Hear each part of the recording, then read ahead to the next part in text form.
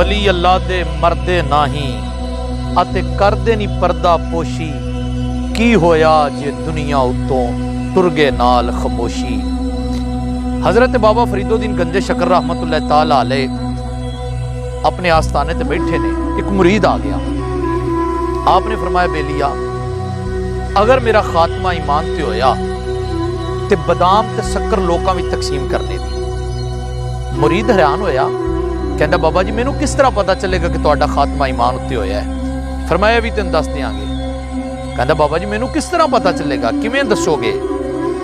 फरमाया इस तरह करी जदों मैं दुनिया तो जावां ना ते मैनू गुसल तू आप ही देवी। अगर गुसल देंदे मेरी उंगली हरकत करे तो समझ ली मेरा खात्मा ईमान उत्ते होया है। तो जदों बाबा जी नूं गुसल देन लगे ना ते बाबा जी रहमतुल्लाह ताला अलैह ने उस मुरीद दे गुसल देंदे हाथ नूं पकड़ लिया ते पकड़ लिया जदों ते मुरीद बाहर गलियां बाजारां विच लोकां नूं शक्कर ते बादाम तकसीम करदा है। लोग पुछदे ने बेलिया ये की करना पिया?